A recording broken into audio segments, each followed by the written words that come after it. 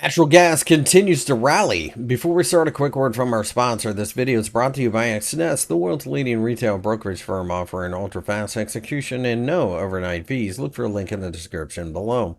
The natural gas markets have rallied again based on the idea that perhaps the weather in the Gulf of Mexico could shut down a bit of production. Furthermore, we also have to keep in mind that this time of year you start to focus on colder temperatures in the United States, so futures do tend to rise. At this point, the $3 level above is a large, round, psychologically significant figure and an area that I think a lot of potential options barriers may sit. Keep in mind the best way to play this market to begin with is to the long side right now, obviously, but you also have to be cautious about your leverage. Leverage in the natural gas markets can get you crushed because it is such a volatile asset.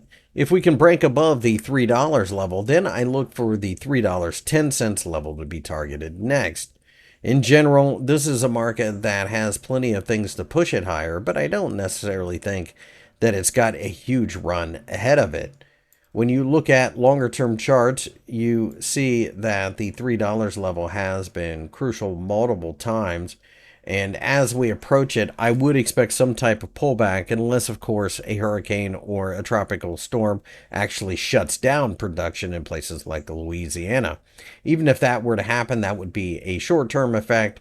We would probably get some type of pullback that you could buy into heading into the winter, and then you collect your profit. Remember, I am long of natural gas via an ETF, and now we're getting to the point where I may close out even more of my position and just take my profit and go home.